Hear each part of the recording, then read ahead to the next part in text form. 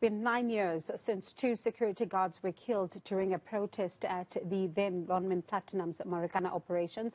These security guards were killed in the lead-up to the mass shootings at 2 sites around the Gopi, where workers had gathered during their strike demanding a minimum salary of 12,500 a month. A commission of inquiry was set up to find out exactly what happened, but up to this day, there's been no justice for the family of Aisha Fundi, who is a widow of one of the deceased security guards. So good evening to you, also Aisha, and thank you so much for your time tonight. Let's just begin with this. It's been 9 years, and you probably have some reflections of this, you know, the day. I know for you, it was such a day yesterday where you were remembering your husband 9 years on. Talk to us then about your reflections. Hi, good evening to you, and to the listeners. Yeah, yesterday it was very bad, not so bad. But what happened is me and Mrs. Mavela, and we went to the scene at Gonokop where my husband was killed. We laid some flowers. After that, we had a meeting with Fesibani management in arrangement of our general commemoration of the candlelight at the facility at the mine. And when you think of 9 years on, has anything changed for you? To some extent, sometimes we need to appreciate when the mine is coming to us. What happened is we had, when Sibanye Stillwater come in, take over the Lonmin, they had a session with us as widows to say what is it that we want, what they can help us. So we listed a lot of things. We were all of us, all 44 families and widows.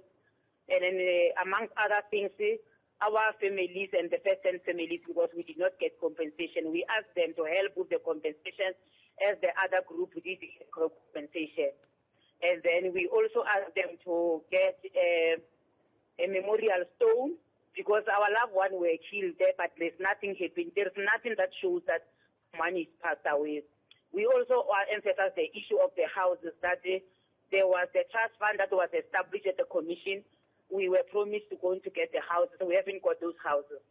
So far, the mine employ us, all the widows and each and every member of the family of 44, either a widow or a child or a family.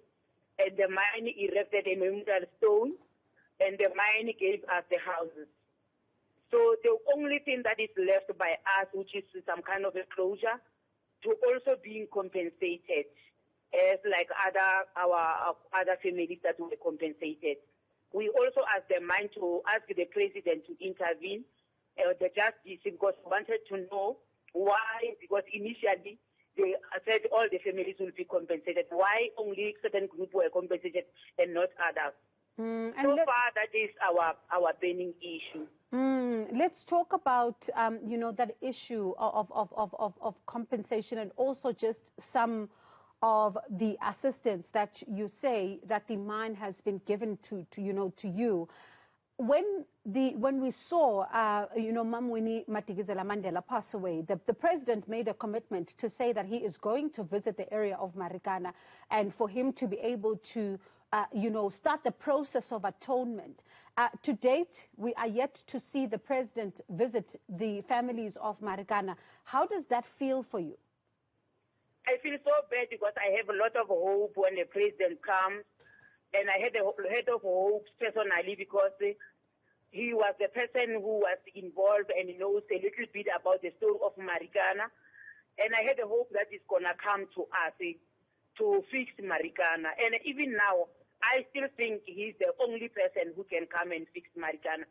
If we give himself a chance to us to listen to us, because at one stage, we ask the NUM, we also ask the COSAT to go through them so they are able to engage them, because the president was a unionist before.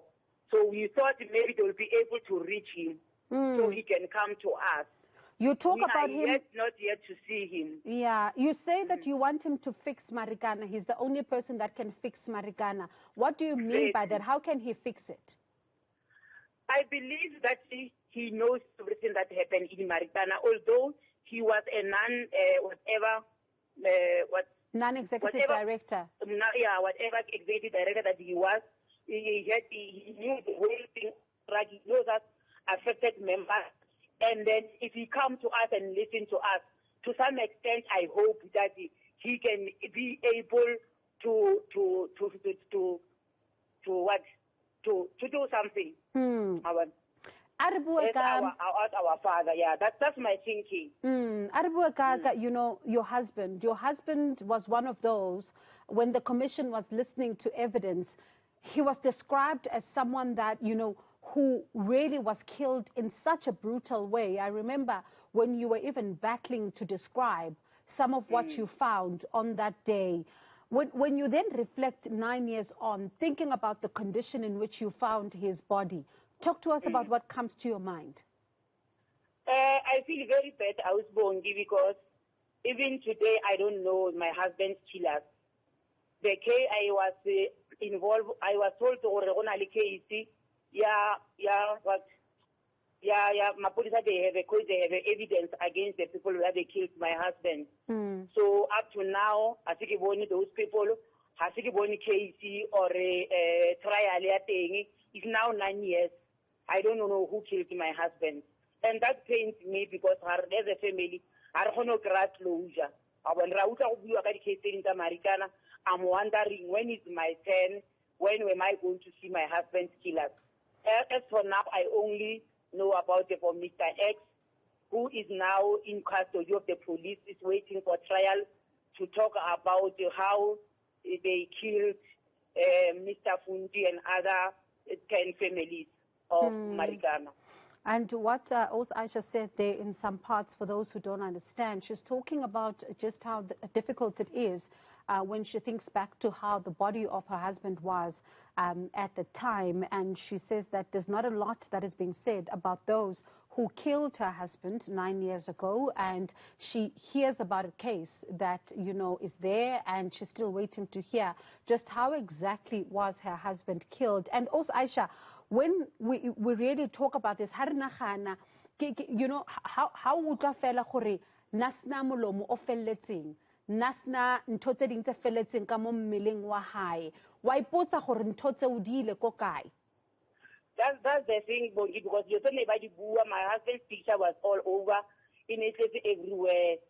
And then personally, when I identified the body, I noticed that he was not complete, he was not himself. Just this is not a body, they gave me a wrong body, because my husband's family are verified, they come from Malawi. So I was the only person available, the one using his name. So this body went to a wrong body, because I noticed there were some parts of his body that were missing. So it's very heavy. And I could Mr. X commission the bodies are the parts they were used to or they must get somebody's blood and somebody's part so they can make their multi strong. So it's like how fake, but we know we do believe in muti. And when you ask other people, they tell you that yeah, we do believe in muti, and this is what happened. Now there are a lot of people that are seconding what Mr. X was saying. So there are people that are telling us they just don't want to come public. So what she's saying there is that one of the questions I asked her was just around the missing body parts of her husband when she went to identify the body. And she says at some point she was even refusing to accept that this was indeed her husband's body, given the state at which the body was in with some of those missing body parts. And she says that, you know, she's taking us back to the evidence of Mr. X, a witness known as Mr. X, who testified before the commission, who was talking about what allegedly happened during those days. And she says that, you know, she believes Mr. X's version when he claimed to the commission that, you know, the body parts were used to make muti and to, in fact, make some of those who were taking part in the strike allegedly to be strong and all of that. And that is what the evidence of Mr. X then pointed to when he was taking the commission through some of what he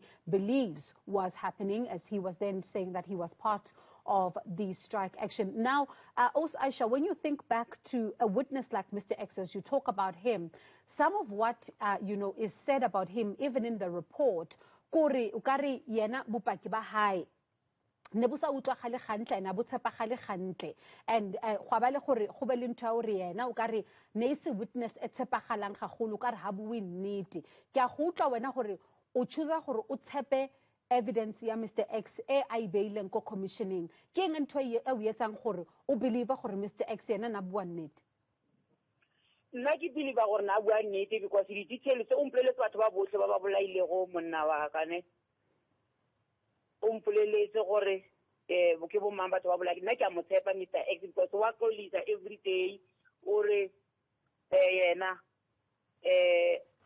o bolaile monna ka bile wa itshola ne wa itshola he regret every day o kopa tshwarelo go the family ba re utlwiseng bohloko because lena o takeile part in doing that ba bone o ntse bana ba yetsa ne le boqoki ne ba le confused ne ba uziwa so ke a mo tshepa because gona no la ntlha ne ke sa mo tshepe ke Dauda but gona no there are a lot of Mr. X's here ba ile gore they took part in those strikes and they are coming us and telling us those things so ke a bo tshepa bopaki ba gagwe gona no kana go ila de ba politicize the issue ya gagwe ba re ba politicize gore it's not true it's not true. And what she's saying there is that she does believe the evidence of Mr. X. I asked her what makes her believe this evidence because this was evidence that had holes poked into it by various lawyers within the commission. She says that she believes that testimony, especially because it's now being corroborated by others who are coming to them to tell them versions that are sounding the same. And she says that Mr. X also apologized and even said that he was confused at the time and they were being used. They did not know what they were doing at the time. And she says that for her, she is choosing to believe this particular testimony. But at first, she didn't really believe what Mr. X had to say. And also, Aisha, kibo mang without khuntama bizo abone, kibo mang ba ileng gore batla ko lona ba le blella gore ki yenteneri yetsa and ha ba bua le lona ba re keng ene ba yetsa ka 2012. The mine workers, some of them ba le survivile ko dithako thabeng ba bang ba khono tla ba ra approach go mining ba re bolella gore wena kwena se mamanga re and then ba re bolella gore ntse ne yetsagala kwa ne se right ne re berekisiwa wa bona so le nna vele nka se ba bui ka mabitso and then ba tla ba khono re ba confess gore ya yona ine ntse fela ya lo tabile ka botsa rena thanya Mr. X ke yona they agree. All right, and she says that some of the workers who took part in the protest were telling her what, they say happened, and she says that what happened there, according to them, was not right, and they even telling her that, what Mr. X has said is in fact a version that they would corroborate, but she is not naming them. As she obviously doesn't want them to find themselves in a position where they are being victimized. Also, Aisha, Hakobuta, Labofelo, we're looking to a day like Monday, which is August the 16th, where we saw the killing of 34 people, and you look at a day like the 12th of August for you is a day that you lost the love of your life, and you say that, it's still painful even now. What will it take for closure? Like hona no mine ba busy ba na le this version ba hirile these guys ba reimagine SA go tlo collaborate le community the families the ordinary workers the best way how they can renew how they can renew Marikana. All right. Also, so now they have this motto to honor, engage, and to heal. So they come into us for in this process of healing and the continuous support. All right. Thank you so much, also, Aisha, for your time. And we do hope that at some point you will be able to find closure. But as you say then, that there have been some gains and some wins in this 9-year journey. And we hope that, it continues then to have more wins and you are able to put what happened behind you, although you'll not be able to forget. But thank you so much for your time tonight.